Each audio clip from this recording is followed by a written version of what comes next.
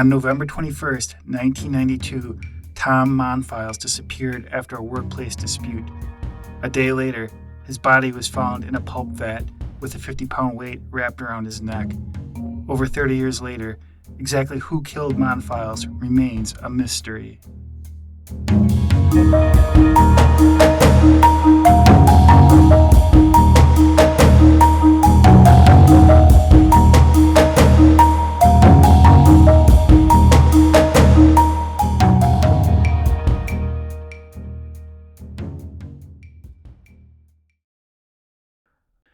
Welcome to the Monfils 6 podcast. My name is Damon Schneider. And I'm Mike Putchell. Tonight's episode is entitled, Now We Gotchya. So on days 16 and 17 of the Monfils trial, Detective Winkler took the witness stand and discussed his wily interrogation tricks as though he were proud of them. Winkler had stated that it was apparent people were withholding information, and that is why he had to be so aggressive. And the authors state that they put the words apparent in quotation marks for emphasis. Why do you think that they did that? Well, I think they're making it clear that that's what they took from that statement when Winkler made that comment in the testimony. That's what stuck out to them, was that he said that it was very apparent, when I think the author's point is that it really wasn't very apparent that they were withholding information. It sounds like they've been cooperative the whole time. That's the way I took it too. It seemed like, to me, everyone was cooperating for the most part. During the testimony, Winkler was asked about 4 separate incidents where he had used fake or fraudulent or manufactured evidence within this case. And again, more reasons why he might have been fired from the Green Bay Police Department. The first of these 4 incidents involves the December 4th interrogation of Dale Bastian when he altered the detailed sheet. Winkler made it appear that Bastian had started crying during the interview, in admission to accidentally killing Monfils. What's your take on that, Mike? My take on the crying? On the altering the detail sheet to make it appear that he had been crying. Well, it's clear that he did that, so that's good that they got him, and he did admit on record that he made alterations, so that's good that they got that on the record. It makes us be able to question the investigation now. But the crying thing, too, I mean, I don't believe that at all. That sounds completely made up. It sounds like something very cinematic. If you had been in the jury and heard that the lead detective admitted he had changed the detail sheet to make it appear that one of the defendants had been crying, what would have run through your head when you heard that? That there's reasonable doubt, and that this shouldn't be continuing, or there's not enough here to safely say that we should convict. The second falsehood was Winkler stating that Rey Moore was present to hear 2 Gotchya phone calls at around 7:20 a.m. on November 21st, 1992. Again, that's the day that Monfils went missing. Gotchya did make 2 calls, one to Marlon Charles. Again, he was the head of the union, and then one to his wife, Artie. One was placed at 7:21 a.m. and one was placed at 7:24 a.m.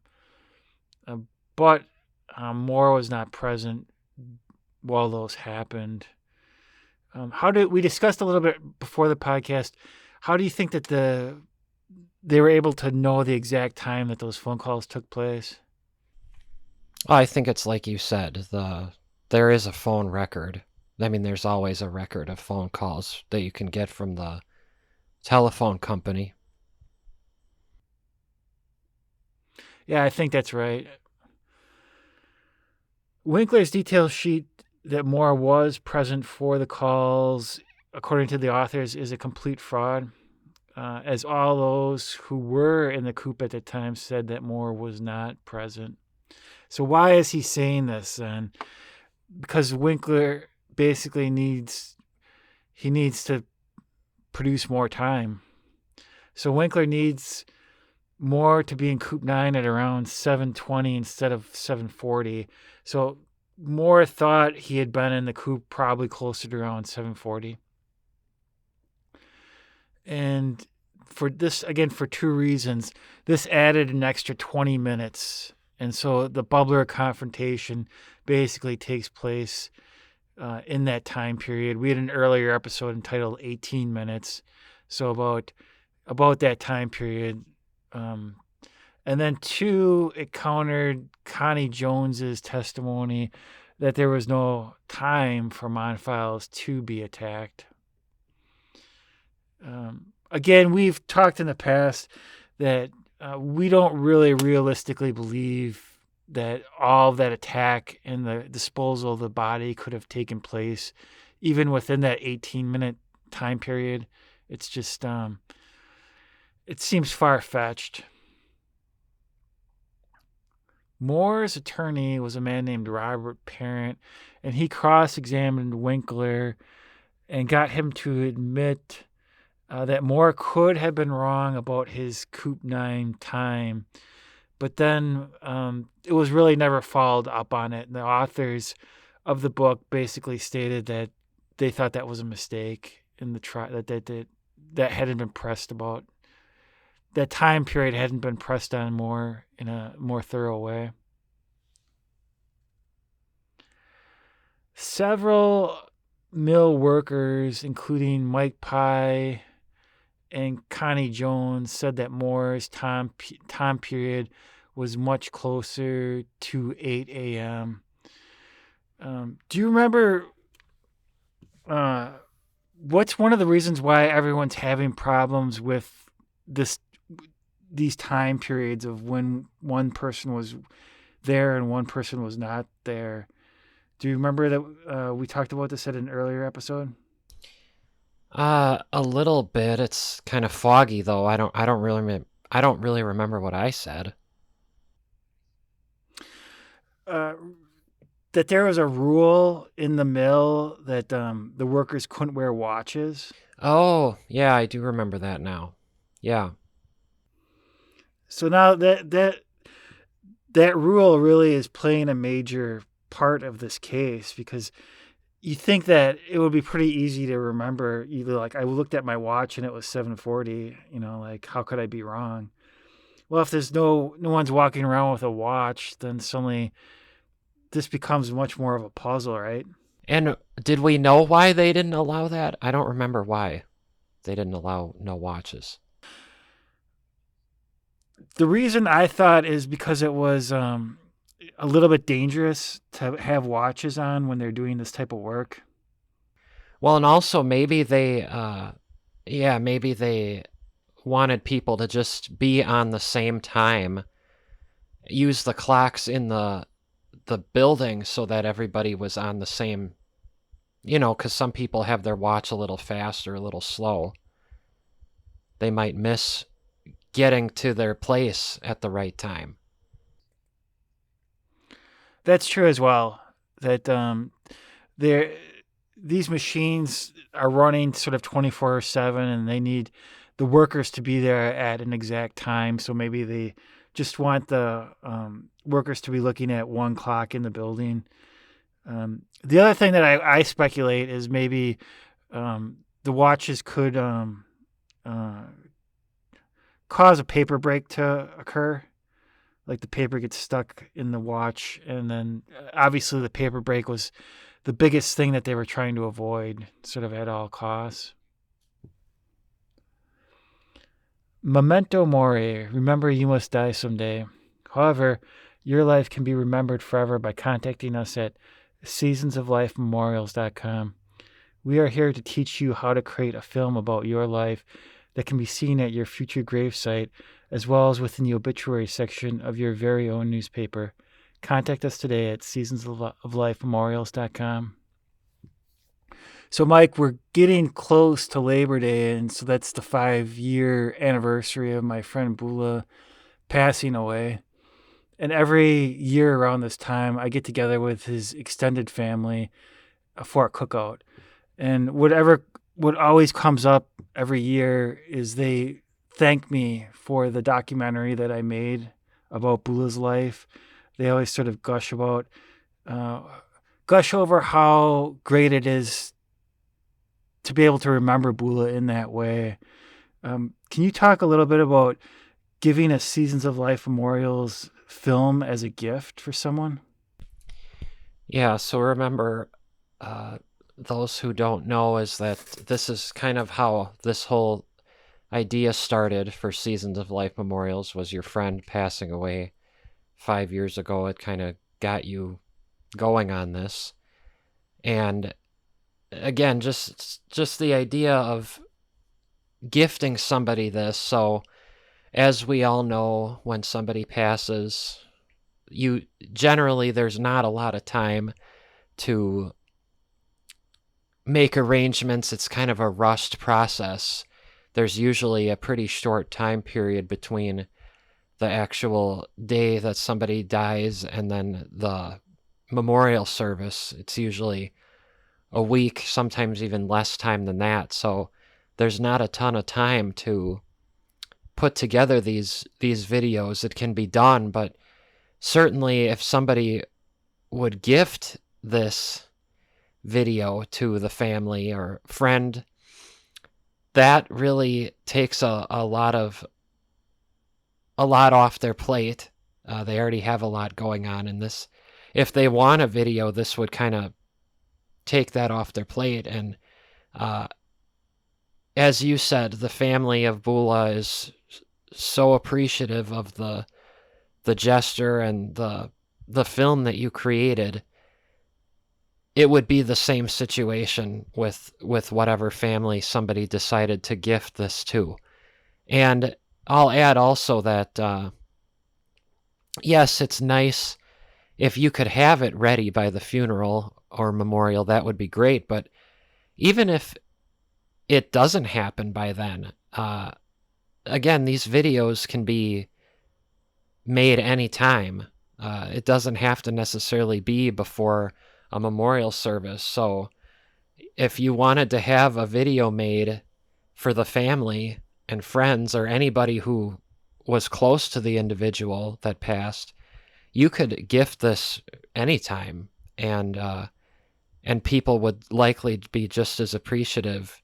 So it doesn't necessarily need to be just in that immediate moment when the person passes. It can even be months or a year or two or longer later. People would still be appreciative. As we said before, these videos, they'll be around forever. And we're back. So no one in the mill saw Moore around machines 7 and 9 before 7:45 a.m. All stated it was in between 7:45 and 8 a.m., well before Gotchya made the phone calls. Moore was interviewed by Winkler and Detective Mike Van Roy initially on November 29th, 1992.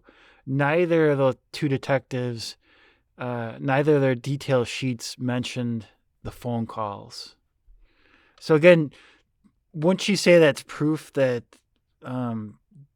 Moore was not in that coop when those phone calls were made?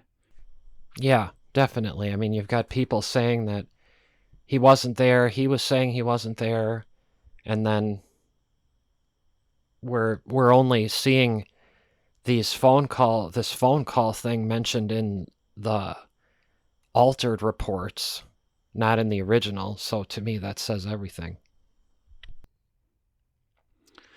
Another thing that Winkler was doing with the detail sheets was initially he was referring to Ray with the correct spelling of his first name as Rey. But in later detailed sheets, that spelling had changed to Ray. And that's probably because Winkler just had forgot that Ray spelled it a little bit different. The third incident occurred on April 12th, 1995. That was right after Moore had immediately been arrested.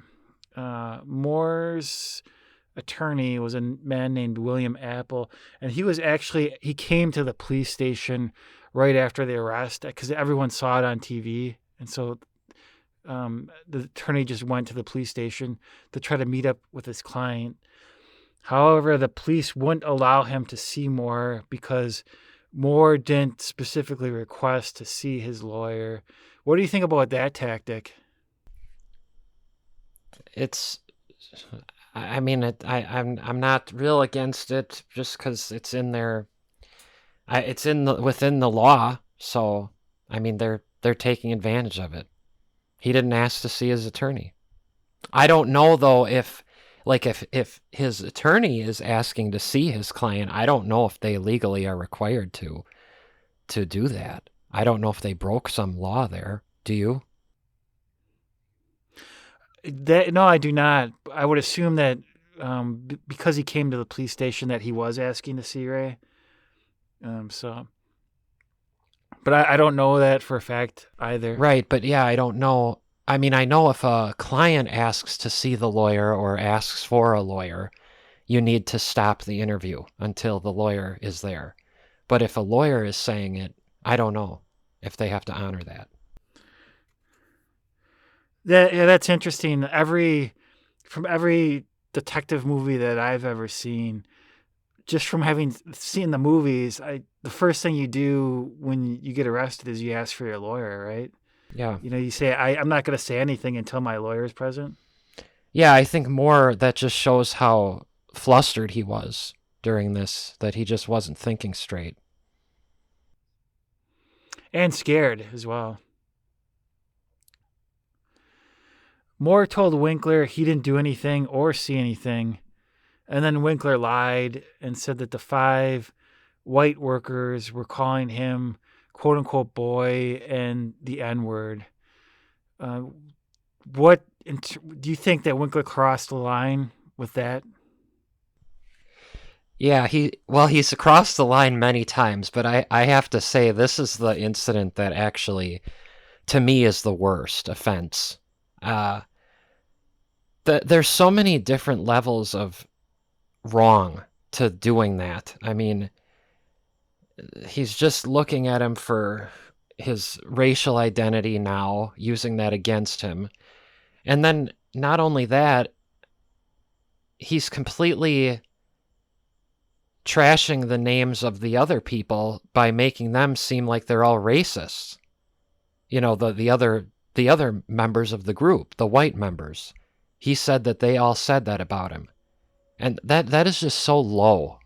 That is really rotten. I would completely agree. Um, and you can kind of now see why everyone sort of involved with the case really disliked Winkler's tactics. And again, Winkler as stated at the beginning, he was proud of his wily techniques. An emotionally distraught Moore actually told Winkler that he was willing to take the blame for everything, and that he would sign a confession if Winkler typed it up or wrote it up. I think we established last week that perhaps Winkler wasn't the best with a computer. What did you think when you read that Winkler, Moore had actually at one point stated that he was ready to confess to everything? Yeah, it's almost unbelievable, but we've talked about it, how, I mean, that's kind of what Kellner did. You know, he just wanted to get this over with, get out of here, get out of this room, end this interrogation.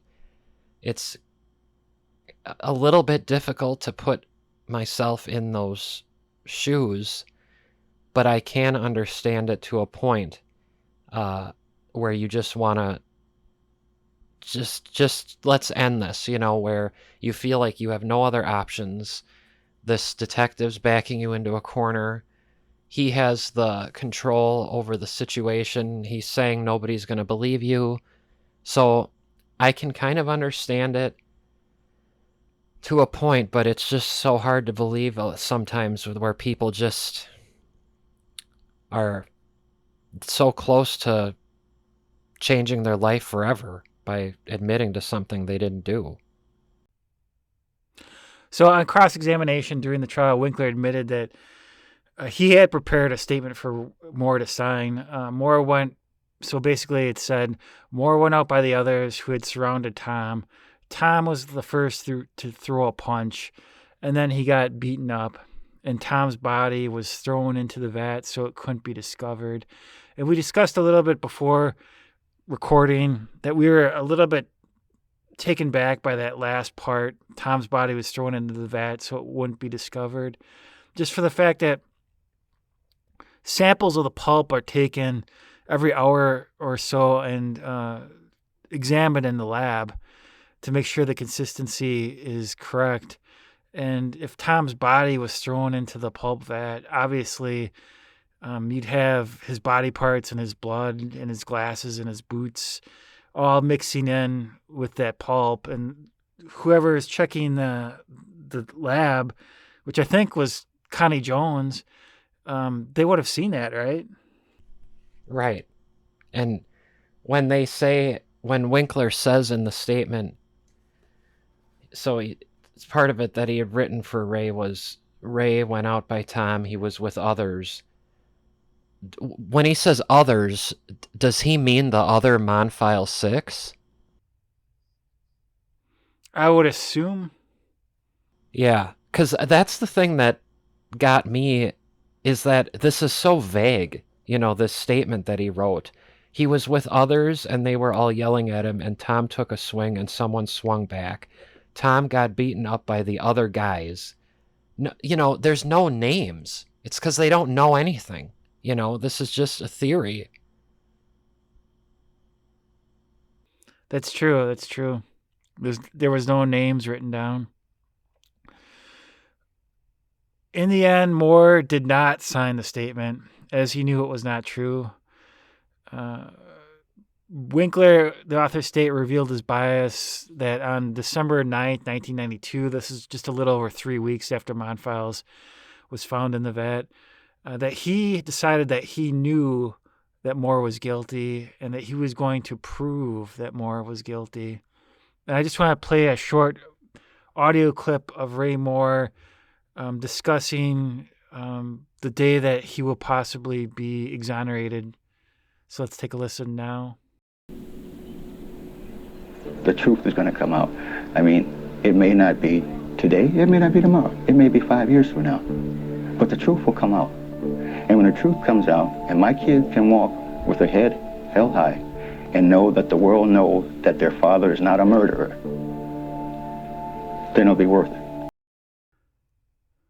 So in the early to mid 90s, there was a counselor named Lynn Adrian, and she described a situation where she was helping out an adolescent who somehow got involved with a gang incident. And she came to the realization that this person, this adolescent, had been forced to sign a statement that he did not write, and that it was basically just concocted by the detective on the case. And when she looked on the name on the statement, it said Randy Winkler. And it was said that the adolescent said that basically Winkler had said something along the lines of, I'm a 10-year detective on the force and you're just a juvenile. Who do you think that they're going to believe? What did you think of this incident? Yeah, I wasn't too surprised by it. It sounds similar to what he does. Yeah, so the authors just wanted to point out that this wasn't the first time or last time that Winkler had done this. And again, probably more reason why he was let go by the Green Bay Police Department.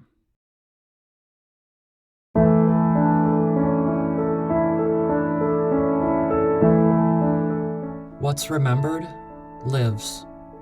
Losing someone precious from our lives is the most painful event that one can endure. Seasons of Life Memorials is dedicated to making sure the person you lost is never forgotten.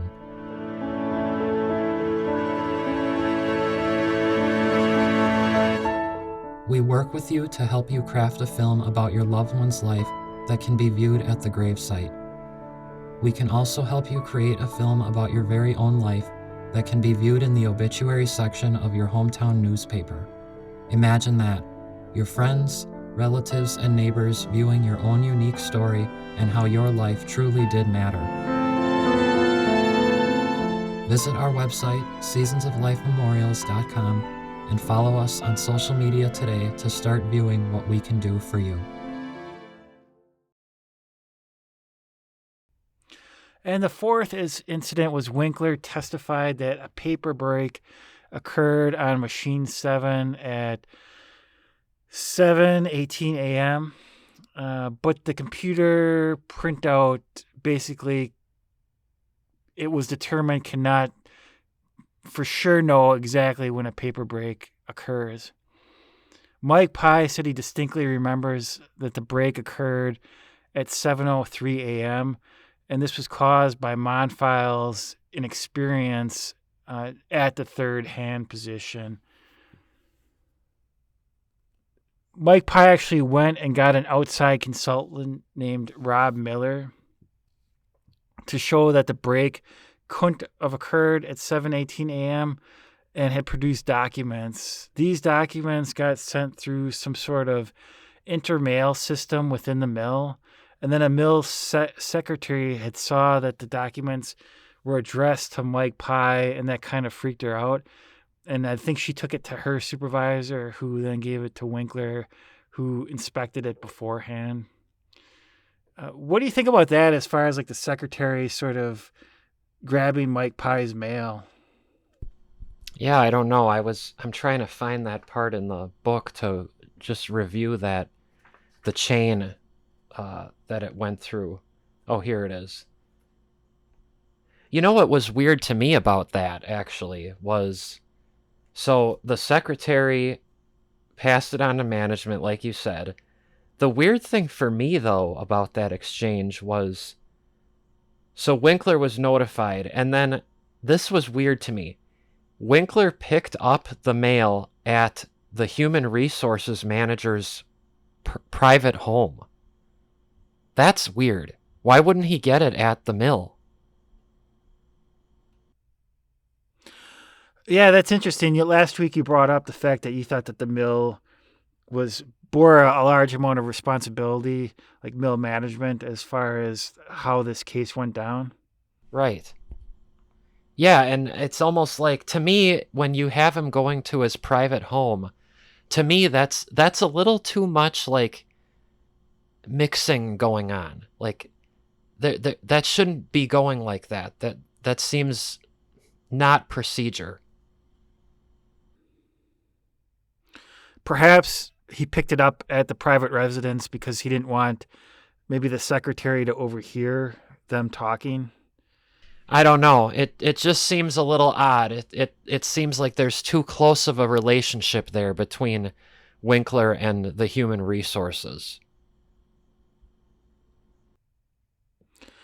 The authors then state that Winkler got Connie Jones to verify in a roundabout way that the 7:18 a.m. That had occurred, that was correct, though she admitted to the authors that she knew nothing in terms of these paper breaks that occur. She knew nothing about how they happened. D.A. Zakowski mentions on day 27 of the trial during closing statements that the paper break occurred around 7:15 a.m. was a major clue in the case. So a lot of their The prosecution's case was built around this paper break occurring at around 7:15, 7:18. However, Rob Miller, the outside consultant, Mike Pye, and Randy Lepick all contradicted it and believed that the break occurred earlier. Rob Miller was never called to testify at the trial.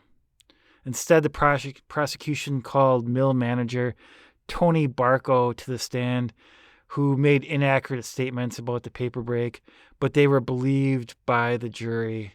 Why do you think that this Tony Barco's statements were so believed by the jury during the trial? Well, it seemed like he had a job that, no offense to him if he's still living, but it's one of those jobs where he has the title of somebody who you would think kind of knows what's going on. But really, I don't think he knew what was actually going on the floor. Like, he had the title of, like, machine manager, but I really think that he was just kind of like a higher up who was kind of just in an office most of the time and really didn't know what actually goes on the floor. So Rob Miller was the ultimate expert on the machine. It is hard to understand why the prosecution did not call him. That's the author's words.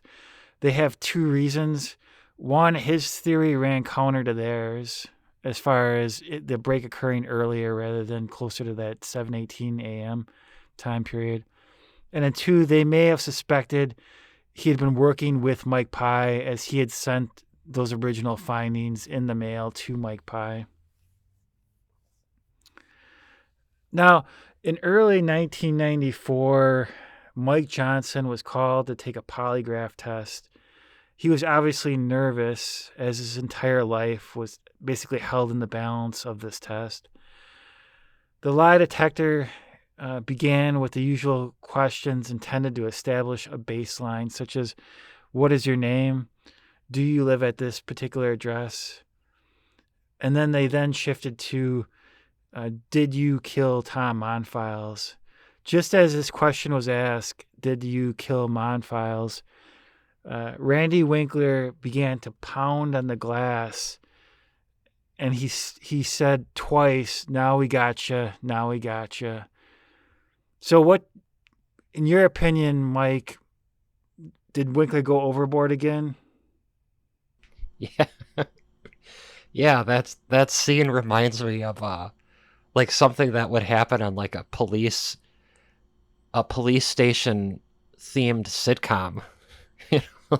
Like I've never watched it, but I can imagine that like being on Brooklyn Nine-Nine. I never watched that show, but I could see it, something like that happening.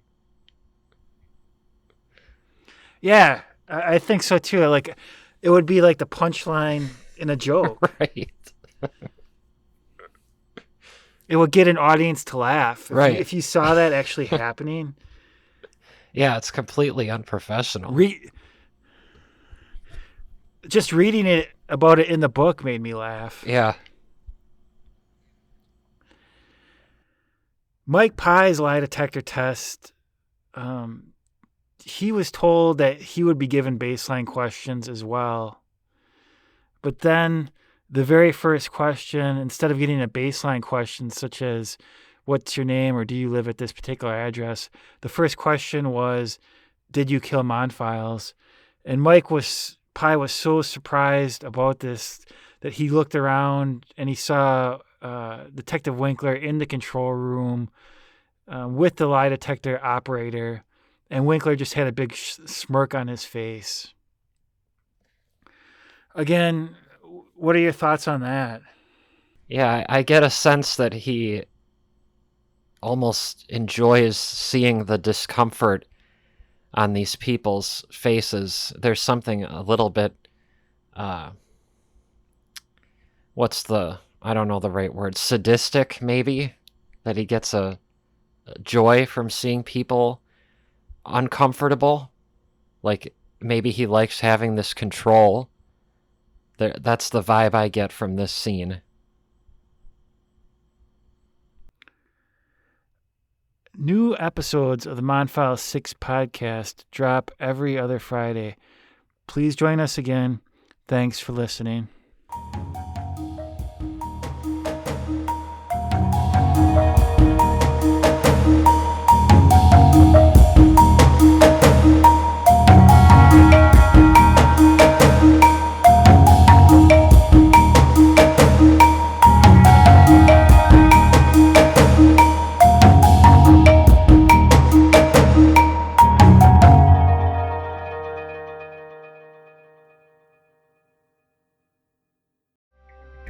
Have you recently lost a loved one and want to hold on to their memory forever? Would you like all of the world to view what their life had been about? Seasons of Life Memorials is what you are looking for. We create individual and unique documentary shorts that will allow anyone visiting the gravesite to view the documentary and your memories of the loved one. Contact us today to set up an appointment at seasonsoflifememorials.com.